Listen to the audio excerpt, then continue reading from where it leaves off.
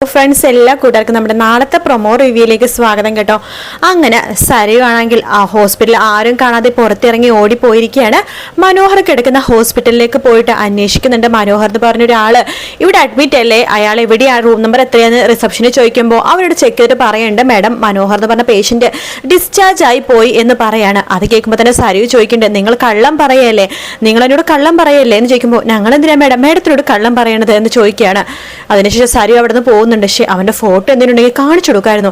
ഇനി ചിലപ്പോൾ അവൻ എല്ലാവർക്കും ഡിസ്ചാർജ് ആയത്, എന്തായാലും ഒന്നും കൂടി അന്വേഷിക്കാം എന്നൊക്കെ പറഞ്ഞിട്ട് സരിയു അവിടെ നിന്ന് നടു റോട്ടിൽ ഇങ്ങനെ ഇറങ്ങി പോകുവാട്ടോ. അതേസമയം ഷാരി ആണെങ്കിൽ സരിയുവിനെ അന്വേഷിച്ച് ഇങ്ങനെ നടക്കുവാണ്. അങ്ങോട്ടും ഇങ്ങോട്ടും നടക്കുമ്പോഴേക്കും ഡോക്ടറും വരുന്നുണ്ട്.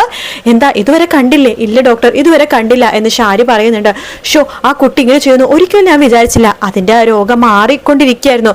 2 ദിവസം കഴിഞ്ഞ് ഡിസ്ചാർജ് ചെയ്ത് വീട്ടിൽ പോയിട്ട് കെയർ ചെയ്തിട്ടുണ്ട് ആവശ്യം ഇനി ഉണ്ടായിരുന്നുള്ളൂ. പക്ഷേ ഇത് വല്ലാത്തൊരു കഷ്ടമായല്ലോ. അവളുടെ അസുഖം മാറിയോണ്ട് ചങ്ങല അഴിച്ചത് ഇപ്പോൾ അതിനേക്കാളും ഭയങ്കര കഷ്ടമായല്ലോ. പിന്നെ അവളുടെ മനസ്സിൽ എപ്പോഴും മനോഹറിനെ കുറിച്ചുള്ള വൈരാഗ്യമുണ്ട്. അവൾ എപ്പോൾ വേണമെങ്കിലും അബ്നോർമൽ സ്റ്റേജിലേക്കാവും. ഇപ്പോഴും നോർമൽ ആയിക്കൊണ്ടിരിക്കുകയല്ലേ. അത് എപ്പോൾ വേണമെങ്കിലും മനോഹർ എന്ന് പറഞ്ഞ വ്യക്തിനെ തീർത്ത പകയാണ് സരിയുവിൻ്റെ ഉള്ളിൽ. അത് പെട്ടെന്നൊന്നും കെട്ടടങ്ങില്ല. അത് അടങ്ങുന്നവരെ നമുക്ക് ട്രീറ്റ്മെന്റും കാര്യങ്ങളൊക്കെ ചെയ്യണം. പിന്നെ അവൻ ഈ നാട്ടിൽ നിന്ന് പോകുമ്പോൾ സരിയുവിന് ഏറെക്കുറെയൊക്കെ ഓക്കെ ആകും. അതൊക്കെ പ്രതീക്ഷിച്ചായിരുന്നത്. ഇപ്പൊ എന്തായാലും ഈ മനോഹർ എന്ന് പറഞ്ഞ വ്യക്തി ഈ നാട്ടിൽ തന്നെ ഉണ്ടോ എന്ന് ഷാരിയുടെ ചോദിക്കുമ്പോഴേക്കും ഷാരി ഡോക്ടർ പറയുന്നുണ്ട്, ഡോക്ടർ അവൻ ഇവിടെ തന്നെ ഉണ്ട്. കിരൺ മോൻ പറഞ്ഞ ഒരു ഓർമ്മ പരിധി മാത്രമേ ഉള്ളൂ. അവനത് ഹോസ്പിറ്റലിൽ കിടക്കാണെന്നൊക്കെയാ പറഞ്ഞ, വാർഡിലേക്ക് മാറ്റിയെന്നും പറയുന്നുണ്ട്. എങ്കിലേ അവൾ മിക്കവാറും ആ ഹോസ്പിറ്റലിലേക്ക് പോകാൻ ചാൻസ് ഉണ്ട്. അവിടെ ഒന്ന് അന്വേഷിക്കാൻ പറഞ്ഞാലോ, കിരണിനോട് എന്തായാലും വിവരം പറയാൻ വേണ്ടി പറയാണ്. അങ്ങനെ ഷാരി അപ്പൊ തന്നെ കിരണിന്റെ മൊബൈലിലേക്ക് വിളിക്കുന്നുണ്ട്. എന്താ ആന്റി ചോദിക്കുമ്പോൾ, മോനെ സരിയുവിനെ കാണുന്നില്ലെന്ന് പറയാണ്. സരിയുവിനെ കാണുന്നില്ലെന്നോ? അവളോട് പോയി, അവൾ എവിടെയെങ്കിലും ഉണ്ടാവും ആന്റി, പുറത്തോ എവിടെയെങ്കിലൊക്കെ നിൽക്കുന്നുണ്ടാകും എന്ന് വെച്ചാൽ പറയാണ്. ഇല്ല മോനെ, ഞാനും ഈ ഹോസ്പിറ്റലിലുള്ളവരെല്ലാവരും തെരഞ്ഞു നോക്കി, ഇവിടെ ഒന്നും തന്നെ കാണുന്നില്ല. എന്താ ആന്റി പറയണത്? ഞാൻ പറഞ്ഞതല്ലേ അവളുടെ മേളിൽ ഒരു കണ്ണ് വേണമെന്ന്. ഇനി അവള് മിക്കവാറും ആ മനോഹറിനെ അന്വേഷിച്ച് പോവാനാ ചാൻസ്. അതെ, ഡോക്ടറും അതന്നെയാ പറഞ്ഞത്. ഷോ, ഇതിപ്പോ എവിടെ പോയി അവളെന്ന് അന്വേഷിക്കുക? മനോഹർ ആണെങ്കിൽ രാവിലെ മരിയയുടെ കൂടെ പോയി എന്ന് പറയുന്നുണ്ടായിരുന്നു. പക്ഷെ സരിയുവിനെ ഞങ്ങൾ എവിടെ പോയി അന്വേഷിക്കും എന്ന് പറയാണ്. മോനെ, എനിക്ക് ആകെപ്പാടെ കയ്യും കാലൊക്കെ വിറക്കുക. അവള് ബോധമില്ലാതെ എന്തെങ്കിലും അബദ്ധം പോയി കാണിക്കോ? ആന്റി വിഷമിക്കൊന്നും വേണ്ട, ഞാനൊന്ന് പോയി അന്വേഷിക്കട്ടെ എന്ന് പറയാണ്. അങ്ങനെ കിരൺ കല്യാണത്ത് പറയുന്നുണ്ട്, കല്യാണി സരിയു അവിടെ നിന്ന് ചാടിപ്പോയിന്നാ പറയണത്. ചാടിപ്പോയിന്നോ? എങ്ങോട്ടേക്ക് അറിയില്ല. മിക്കവാറും മനോഹറിനെ അന്വേഷിച്ചുള്ള പോക്കുവലുതുമായിരിക്കും അവള്. ഹോ, കഷ്ടമായി പോയല്ലോ കിരണേട്ട എന്ന് പറയാണ്. നീ ഇവിടെ നിൽക്ക്, ഞാൻ ഇതിൽ പോയിട്ട് അത് അന്വേഷിച്ചിട്ട് വരാം എന്ന് പറഞ്ഞിട്ട് കിരൺ അവിടെ നിന്ന് ഇറങ്ങുവാണ്. അങ്ങനെ സരിയുവാണെന്നുണ്ടെങ്കിൽ റോട്ടിലൂടെ ഇങ്ങനെ നടന്നുകൊണ്ടിരിക്കട്ടെ, തലയൊക്കെ മാതി നടക്കണം. കാരണം സരിയുന് ആ ഒരു മെന്റൽ വട്ടുണ്ടല്ലോ, അത് ചെറുതെ പതുക്കെ വീണ്ടും പൊന്തി വരുന്നുണ്ട്. അങ്ങനെ ആ സമയത്താണ് മനോഹർ നമ്മുടെ മരിയായിട്ട് ഒരു ഹോട്ടലിലൊക്കെ പോയിട്ട് വയറ് നിറച്ചു ഭക്ഷണമൊക്കെ കഴിച്ചിട്ട് അതിനുശേഷം അവിടെ നിന്ന് അങ്ങോട്ട് ഇറങ്ങിയ ശേഷം ഒരു പള്ളി കാണുമ്പോഴേക്കും ആ പള്ളിയിൽ നിന്നിട്ട് പ്രാർത്ഥിക്കാൻ വേണ്ടി പോവാട്ടോ മരിയെ മനോഹറും കൂട്ട്. മരിയ പറയണ്ടേടാ, ശരിക്കും പ്രാർത്ഥിച്ചോ, നമ്മളെ ഇനി ഈ പ്രാവശ്യം ആരൊക്കെ എതിർത്താലും നമ്മൾ അമേരിക്കയിൽ പോകും, അത് ഉറപ്പാണ്. അതിനു മുമ്പ് നന്നായിട്ടൊന്ന് പ്രാർത്ഥിച്ചോ, ഇനി നമുക്ക് ഈ നാടൊന്നും കാണാൻ പറ്റില്ലെന്ന് വരും എന്ന് പറയാണ്. അതെ, ഈ നാട് എനിക്കിനി കാണണ്ട. അതെ, നീ എന്തായാലും ഈ ഇവിടുന്ന് പെട്ടെന്നൊന്നും കാണത്തില്ലെന്ന് പറയണം. ശേഷം മരിയ മനസ്സ് വിചാരിക്കണം, അതേടാ നീ ഇവിടെ നിന്ന് ഈ നാട് എന്തായാലും കാണാൻ പോണില്ല, നീ വേറെ ഏതെങ്കിലും നാട്ടിലേക്കും ജയിലിൽ കിടക്കാൻ പോണത്, നിന്നെ വെച്ചിട്ടുണ്ടടാ എന്നൊക്കെ പറഞ്ഞിട്ട് നമ്മുടെ മരിയനെ മനസ്സ് വിചാരിക്കാം കേട്ടോ. അപ്പം മനോഹർ ചോദിക്കണ്ട, അല്ല മരിയ നീ എന്താ പ്രാർത്ഥിച്ചത്? ഒന്നുമില്ല.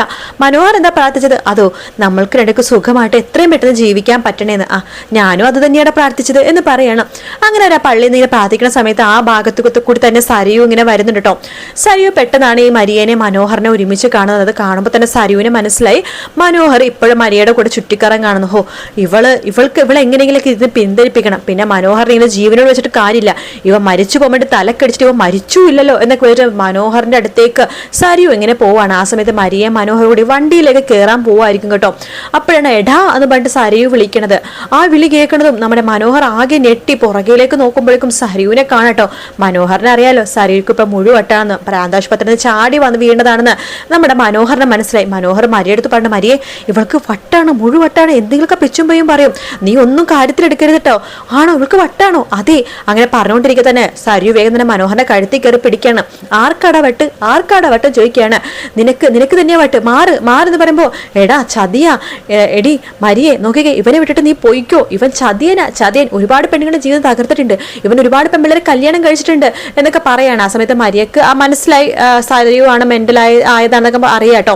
അങ്ങനെ മരിയാണെന്നുണ്ടെങ്കിൽ സരിയുനോട് പറയണ്ട, ആണോ, അയ്യോ നിങ്ങൾക്ക് ആള് മാറിയതായിരിക്കും പറഞ്ഞിട്ട് വെറുതെ അഭിനയിക്കുകയാണ് മരിയ. സരിയു ഇങ്ങനെ പറയണ്ടേടാ, നിന്റെ തല കടിച്ചിട്ട് നീ മരിച്ചില്ലേടാ, നിന്നെ ഞാൻ എന്നാ ഇപ്പൊ കൊല്ലോടാ, നിന്റെ കഴുത്ത് നിറച്ച് ഞാൻ കൊല്ലോടാ, നിന്നെ കൊല്ലാൻ വേണ്ടിയിട്ടാടാ ഞാൻ ഇരുമ്പ് വടി ഒക്കെ കാത്തു സൂക്ഷിച്ചു വെച്ചിട്ട് നീ രക്ഷപ്പെട്ടൂലേ, നീ രക്ഷപ്പെടേണ്ടടാ, നീ രക്ഷപ്പെടേണ്ട, നീ ജയിലിൽ പോയി കിടക്കുകയും വേണ്ട, നിന്നെ ഞാൻ കൊല്ലോടാ, എന്നിട്ട് ഞാൻ ജയിലിൽ പോയി കിടന്നാലും എനിക്ക് കുഴപ്പമില്ല, എന്റെ ജീവിതം തകർത്തവനെ, ഒരുപാട് പെമ്പിളയുടെ ജീവിതം തകർത്തവനെ നീ കാണുവാണ് ഞാൻ ഈ അവസ്ഥയിലായതെടാ, നിന്നെ ഞാൻ ഒരുപാട് സ്നേഹിച്ചതല്ലേടാ, ഞാൻ മാത്രമല്ല ഇതുപോലെ സ്നേഹിച്ച എത്ര ഭാര്യമാര് നിനക്ക് ഉണ്ടാവും അല്ലേ, എടാ നിന്നെ ഞാൻ ജീവനോടെ വിടില്ലടാ. നമ്മുടെ കഴുത്തിന് നിൽക്കുകയാണ്.